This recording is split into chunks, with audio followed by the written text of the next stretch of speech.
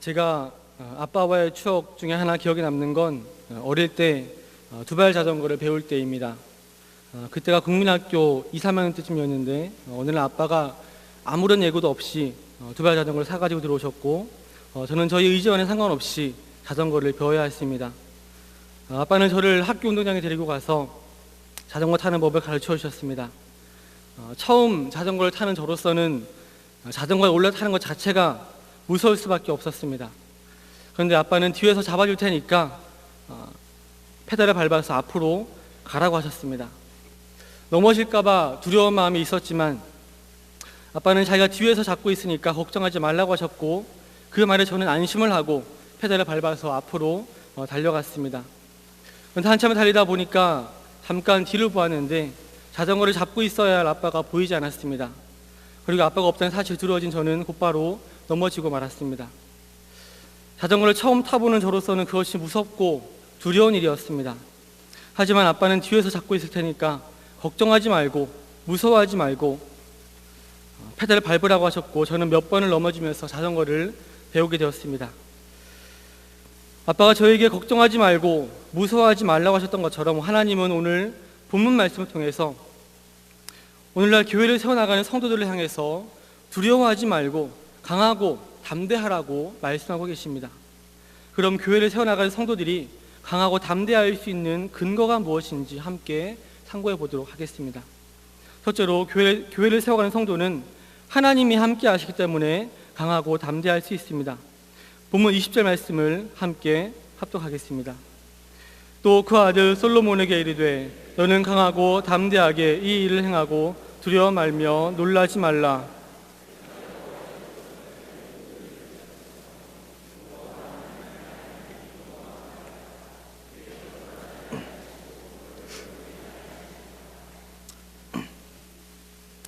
이 본문은 다윗이 그 아들 솔로몬에게 주는 마지막 부탁, 즉 유언이라고 할 수 있습니다. 다윗은 먼저 솔로몬에게 강하고 담대하라고 했습니다. 우리는 강하고 담대하라는 말을 들었을 때에 먼저 떠오르는 것은 이스라엘을 위협하는 어떤 대적이 떠오르게 되고 강하고 담대하게 그 대적을 물리치라는 말로 들리기 쉽습니다. 실제로 이스라엘에게는 다윗과 이스라엘을 미워하는 대적들이 많았습니다.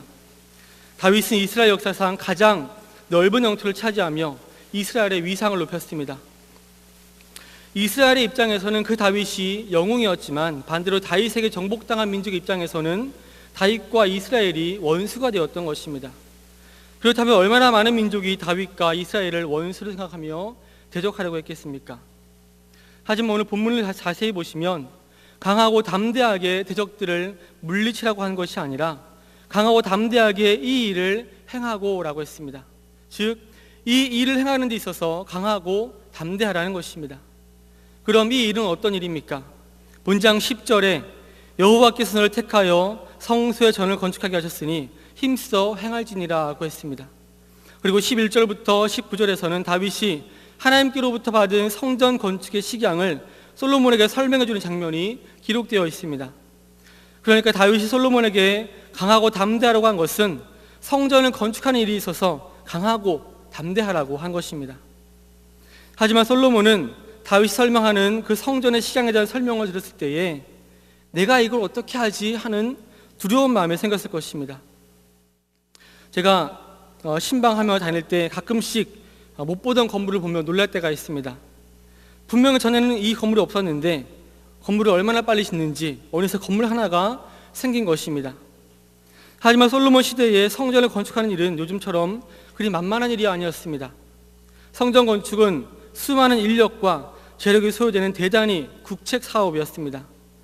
따라서 성전 건축에 심혈을 기울이다 보면 자연히 국방력 등의 약화를 초래할 수가 있었고 이는 외부적으로 이방인들의 침략의 빌미를 제공할 수 있었습니다. 또한 내부적으로는 다윗 왕조의 불만을 품은 세력에게 반란의 틈을 제공할 수도 있었습니다. 더욱이 솔로몬은 즉위 당시 약 20세 전후의 나이로서 아직 어릴 뿐만 아니라 즉위 초기에는 왕권마저 경고하지 않기 마련입니다. 그러므로 성전 건축에 임하는 솔로몬은 심적으로 두려움을 느끼지 않을 수가 없었던 것입니다. 그래서 다윗은 솔로몬에게 강하고 담대하라는 권면에 이어 두려워 말며 놀라지 말라는 권면까지 덧붙였습니다. 사실 이러한 다윗의 권면은 모세의 뒤를 이어 이스라엘을 이끌어갈 여호수아를 격려했던 여호수아 1장 9절 말씀과 거의 동일합니다. 하지만 다른 점이 있다면 이 두려워하다에 해당하는 단어가 여호수아에서는 외적 두려움의 상태를 나타내는 단어가 사용되었고, 본문에서는 내적인 두려움의 상태를 나타내는 단어가 사용되었다는 점입니다. 이렇게 다윗은 솔로몬을 격려하며 강하고 담대하라고 권고했습니다. 하지만 다윗은 아무런 근거도 없이 이런 권면을 한 것이 아닙니다. 다윗은 성전 건축을 마칠 동안에 하나님께서 그 일에 함께 하실 것을 확신했습니다. 즉 하나님께서 함께 하실 것이기 때문에 강하고 담대할 수 있다는 것입니다. 다윗은 앞선 9절에서는 내가 저를 찾으면 만날 것이요 버리면 저가 너를 영원히 버리시리라 라는 조건적 문구를 솔로몬에게 제시한 바 있습니다. 즉 솔로몬이 하나님을 찾으면 하나님께서 그를 만나줄 것이고, 반대로 솔로몬이 하나님을 버리면 하나님도 솔로몬을 영원히 버리실 것이라는 말입니다. 그런데 이와는 다르게 본절에서 다윗은 성전 건축 시기에 있어서만큼은 솔로몬에게 여호와의 간권적인 동행과 도우심이 있을 것을 확신하고 있습니다. 이는 성전 건축이 솔로몬의 계획과 능력으로 이루어지는 것이 아니라 여호와의 섭리와 도우심으로 이루어진다는 다윗의 확신을 보여주는 것입니다. 한편 우리는 다윗이 솔로몬에게 두려워하지 않아도 되는 이유를 설명하면서 자신이 이스라엘의 모든 제적을 물리쳤기 때문이라거나 또 많은 군사들을 준비해 놓았기 때문이라고 말하지 않고 하나님께서 함께 하시기 때문이라고 그 말한 사실에 주목해야 합니다. 다윗은 실제로 이스라엘을 가장 부강한 나라를 만든 장본인임에도 불구하고 교만하지 않고 끝까지 하나님과 그분이 주신 약속을 의지했고, 솔로몬에게도 자신이 이러한 신앙을 계승할 것을 권고하고 있는 것입니다. 또한 다윗은 성전 건축에 필요한 것들을 거의 다 준비를 해 놓았습니다. 하지만 다윗은 솔로몬에게 내가 이런 것들을 다 준비해 놓았으니까 두려워하지 말고 강하고 담대하라고 한 것이 아닙니다. 단지 하나님께서 함께 하시니까 강하고 담대하라는 것입니다. 우리가 교회를 더욱 든든히 세워나가는 일에 필요한 것들이 얼마나 많습니까? 일단은 함께 일할 일꾼이 필요하고 또 물질이 필요합니다. 우리 경양교회 같이 큰 교회는 개척교회에 비하면 일할 일꾼도 많고 물질도 풍족합니다. 물론 아직 갚아야 할 부채가 있긴 하지만 지금까지 해온 것에 비교하면 이 남은 것은 문제될 것이 없다고 생각합니다. 왜냐하면 교회를 더욱 든든히 세워나가는 동안에는 하나님께서 함께 하실 것이기 때문입니다. 경양교회에는 장로들을 비롯해서 정말 충성된 일꾼들이 많습니다. 제네바 신학대학원 대학교 교사 이전에 허락되고 나면 수유리에 있는 건물을 매각할 수 있고 또 교회 부채도 어느 정도 해결될 것입니다. 지난 교회 사태 이후로 힘든 시간들이 있긴 했지만 이제 어느 정도 안정이 되고 예배 인원도 점점 늘어나고 있습니다. 하지만 우리가 이것 때문에 강하고 담대할 수 있는 것이 아니라 오직 하나님이 함께 하신다는 이 사실 때문에 강하고 담대할 수 있어야 하는 것입니다. 이렇게 오직 하나님이 함께 하시기 때문에 강하고 담대할 수 있다는 것은 하나님 한 분만으로도 만족할 수 있어야 한다는 것입니다. 하나님 한 분만으로 만족할 줄 모르는 사람은 하나님이 함께 하신다는 것, 이것 하나만으로는 강하고 담대할 수가 없습니다. 그런 사람은 하나님이 함께 해주시기도 해야 하지만 돈도 있어야 하고 함께 일할 수 있는 사람도 있어야 하고 건강도 있어야 하는 등 이것저것이 다 갖추어져 있어야 강하고 담대할 수가 있습니다. 여러분은 하나님 한 분만으로도 만족하십니까? 얼마 전 신방을 가면서 극동방송을 듣는데 한 목사님이 말씀을 전하시면서 여러분 하나님 한 분만으로 만족하십니까? 라는 질문을 했습니다. 저는 그 질문을 먼저 저 스스로에게 했을 때에 쉽게 네 라고 대답을 할 수가 없었습니다. 가장 먼저 걸리는 것이 사랑하는 가족이었습니다. 그래서 한참 동안 생각을 정리한 후에 네라고 대답을 할 수 있었습니다. 하나님 한 분만으로 만족할 줄 안다는 것은 하나님 때문에 다른 모든 것들을 포기할 수 있어야 한다는 것입니다. 사랑하는 가족을 포기할 수 있어야 하고 지금까지 피땀 흘려 열심히 일해서 모은 재물도 포기할 수 있어야 합니다. 산전수전 다 겪으면서 쌓아온 명예와 권력도 포기할 수 있어야 합니다. 그래야 하나님이 함께 하신다는 이 사실 하나 때문에 우리는 강하고 담대하게 우리에게 맡겨진 사명을 감당하며 교회를 더욱 든든하게 세워나갈 수가 있는 것입니다. 교회를 더욱 든든하게 세워나가며 하나님이 기뻐하신 일을 할 때에는 하나님이 함께 하신다는 것을 기억하시길 바랍니다. 그래서 두려워하지 말고 강하고 담대하게 각자에게 맡겨진 사명을 잘 감당하는 형의 모든 성도들 되시기를 바랍니다. 둘째로 교회를 세워가는 성도는 돕는 손길을 주시기 때문에 강하고 담대할 수 있습니다. 본문 21절 말씀을 함께 합독하겠습니다. 제사장과 레위 사람의 반열이 있으니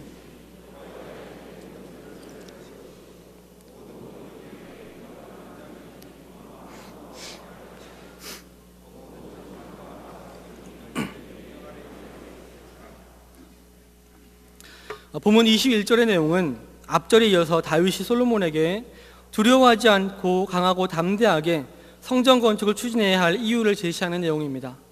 그것은 성전 건축을 도울 자들이 많기 때문이라는 것입니다.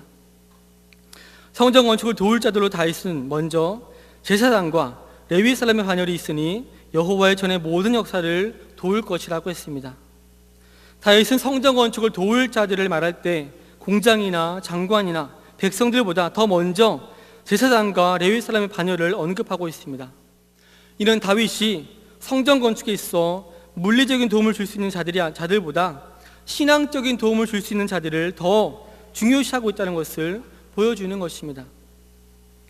이러한 표현 역시 다윗이 성전 건축이 인간의 힘으로 이루어질 수 있는 일이 아니라 하나님의 섭리와 도우심 아래 이루어지는 일이라는 것을 자각하고 있다는 것을 보여줍니다. 다윗은 그 다음으로 모든 공력의 곤교한 공장이 기쁜 마음으로 너와 함께 할 것이라고 했습니다. 이 구절은 히브리어 원문을 한글격으로 번역할 때 조금 바뀐 부분이 있습니다. 이 본문의 공교한 공장에 해당하는 히브리 원문을 직역하면 기술로서라는 의미를 가진 표현입니다. 그런데 한글 개역 성경은 이를 공장이라고 번역한 것입니다. 또한 기쁜 마음으로라고 번역된 부분의 히브리어 원문을 직역하면 모든 자원하는 자들이라고 이라는 뜻입니다. 그러므로 공교한 공장이 기쁜 마음으로 이 부분을 직역하면 기술로서 모든 자원하는 자들이라고 할 수 있습니다. 오늘날 재능 기부라는 것이 있는데 성전 건축을 위해 헌금을 하고 헌물을 하는 것이 아니라 자신이 가진 재능을 가지고 성전 건축에 직접 참여하는 것입니다. 이들은 억지로 성전 건축에 참여한 것이 아니라 자원하는 마음으로 참여하는 것입니다. 이 구절을 통해 우리는 헌금이나 헌물만이 하나님께 드려지는 것이 아니라 자신이 가지고 있는 지혜와 재능도 하나님께 드려지는 대상이 된다는 것을 알 수 있습니다. 또 다윗은 이어서 모든 장관과 백성이 온전히 내 명령 아래 있으리라고 했습니다. 이를 직역하면 그 장관들과 모든 백성들이 너의 모든 명령을 위해 있을 것이다 라고 할 수 있습니다. 즉 성전 건축과 관련하여 장관들과 백성들이 솔로몬의 어떠한 지시에도 전적으로 순종할 것이라는 뜻입니다. 한편 여기서 말하는 장관은 다윗에 의해 장관으로 임명받은 신하들을 지칭할 뿐만 아니라 본장 1절과 관련하여 본다면 지금 다윗 앞에 모여있는 이스라엘의 지도자들 전체를 가리킨다고 할 수 있습니다. 다윗은 성전 건축에 있어서 여호와의 동행과 도우심이 있을 것을 앞절에서 먼저 언급한 이후에 본절에서는 신정왕국 이스라엘의 구성원 전체의 도움과 순종이 있을 것을 언급함으로써 솔로몬의 성전 건축이 반드시 성공적으로 이루어질 것이라고 격려하고 있습니다. 이러한 백성들과 지도자들의 전폭적인 지지와 순종은 솔로몬의 성전 건축에 하나님이 함께 하신다는 또 다른 표징이라고 할 수 있습니다.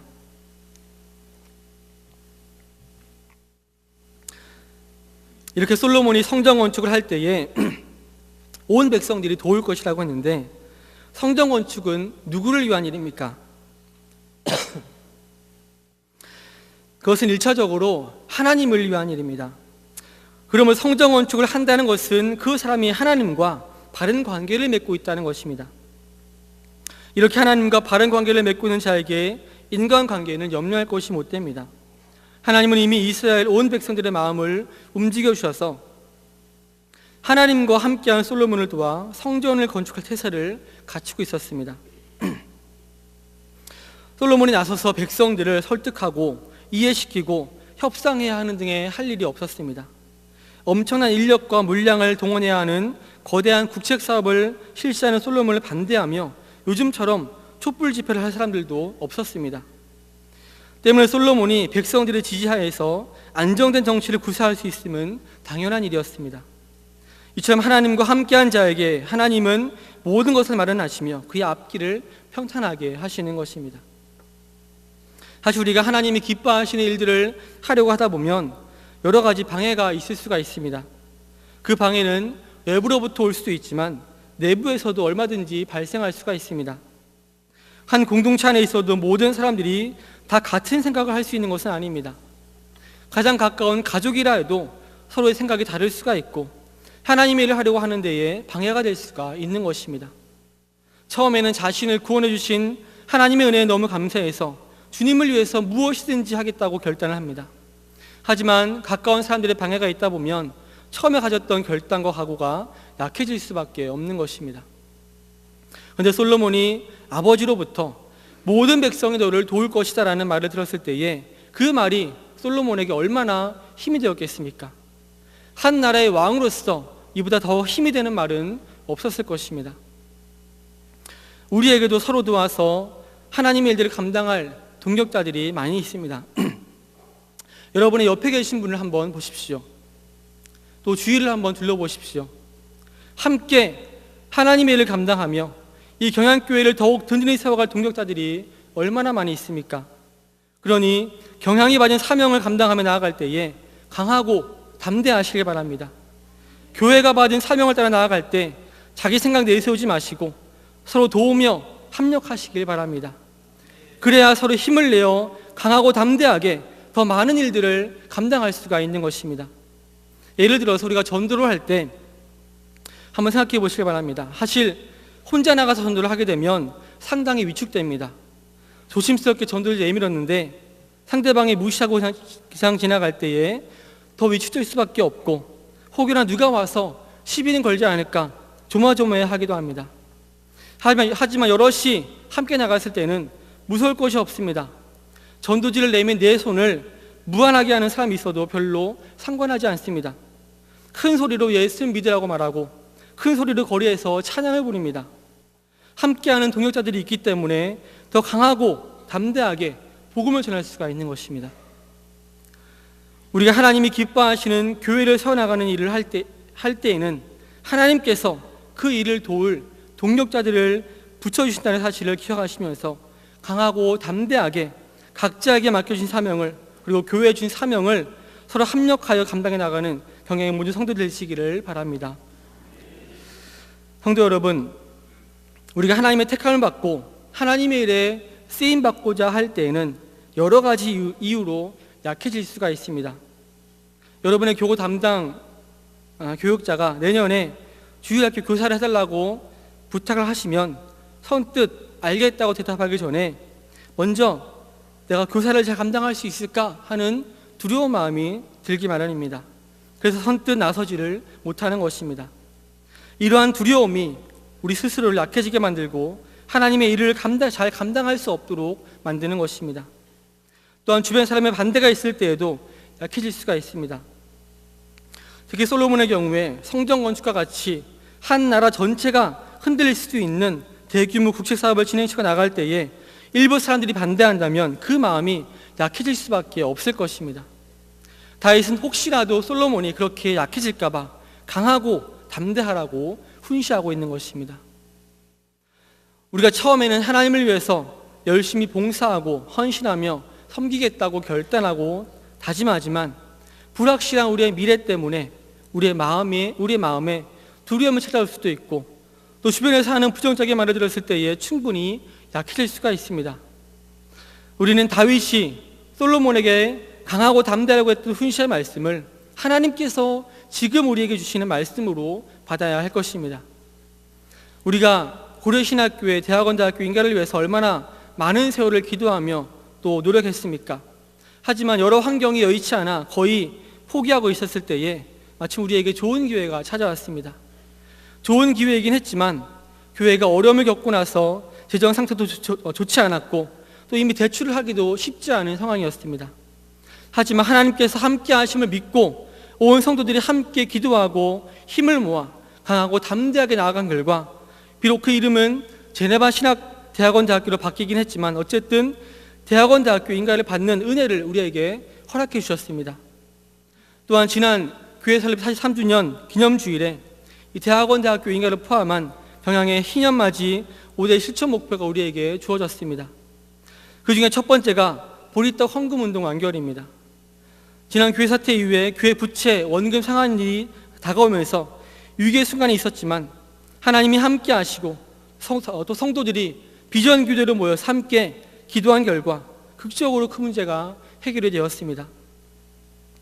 아직 남은 것이 있긴 하지만 분명히 하나님께서 함께 해주실 것이고 온 성도들이 함께 힘을 모아 나간다면 이것 또한 속히 해결될 것이라 확신합니다. 그리고 그 후에는 수도권 벨타를 위한 지교회 개척과 북한 선교를 위한 준비, 그리고 강서 지역 복지사업 정착이라는 실천 목표도 능히 감당할 수 있을 것입니다. 하나님께서 우리와 함께 하심을 믿음으로 끝까지 강하고 담대하시길 바랍니다. 우리가 하나님과 올바른 관계를 맺고 있다면 하나님의 일을 진행하는 데 필요한 도움의 손길을 주실 것을 믿고 강하고 담대하시길 바랍니다. 그리하여 여러분에게 어떠한 사명이 주어지더라도 능히 감당하며 이 경양교회를 더욱더 든든히 세워나가는 경양의 모든 성도들과 특별히 오늘 헌신하시는 남전도의 모든 회원들 되시기를 주님의 이름으로 축원합니다.